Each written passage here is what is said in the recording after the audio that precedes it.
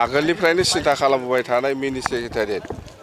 एबार मिनि सेक्रेटारियेट जाखांनायनि उनाव उदालगुरि जिल्ला बा तामुलपुर बा बाक्सानि मानसिफ्रा क'क्राझाराव थांनानै एफाग्राबमानि खस्थ' खालामनायनि कुनु प्रयजन गैला 18 मास बा 2 बोसोर आरो नेबावनांगोन बेनि उनाव गासिबो क'क्राझाराव जे खामानिखौ मावोमोन एखे उदालगुरियावनो मावनो हासिगोन बेयो जोंनि थाखाय मोजां दिन होननानै जोङो बुंनो हायो दिनैनि दिनखौ आरो बेजों लोगोसे उदालगुरि टाउनाव मोनसे रेलवे क्रसिं दंमोन बेखौ दिनै चिफ मिनिस्टार बिथाङा फाउन्डेसन खालामबाय बेबो बिराद मोजां खामानि जाबाय बहुद बोसोरनिफ्राय नागिरबोबाय थादोंमोन हायाखैमोन जायखिजाया लाखि जोङो जोंनि सरकारनि दिनाव बे खामानिखौ जोङो मावनानै होनो हाबाय मा खामानि मिनि सेक्रेटारियेट माने एखे नामासो मिनि किन्तु फुल फ्लेजेड गासिबो एखे फेसिलिटि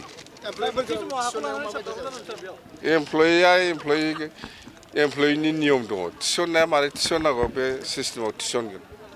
दे जेबो नङा साख्रिखौ बोरै मोनो बे नियमजोंनो मोनगोन इन्टारभिउ होगोन ग्रेड 3 ग्रेड 4 बेफोरथ' बिटिसिनि आन्दारावनो जाखायो नालाय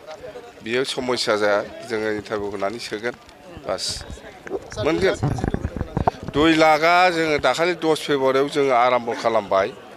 फेब्रुवारिनि गेजेराव फोजोबनांगौ इलेक्सननि आगोल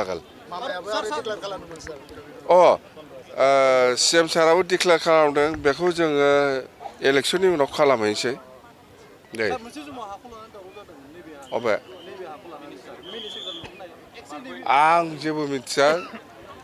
जेबो हयथ' माबाफोर जालायदोंमोनब्ला हयथ' रायलायलायनानै समाधान जाबाय बेखायनो दिनै जोङो बे खुन्थियाखौ गायसननो हादों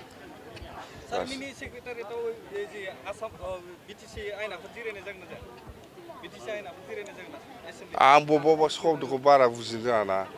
मा होनदों जिरायगोनब्रा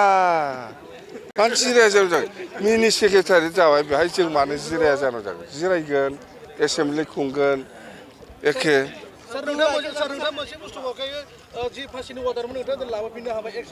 गासिखौबो रन्जन दैमारियाबो गगोन नायबाय थाल' नोंसोर टाइम थारिख आं होनो हायालै जायखिजाया रायलायबाय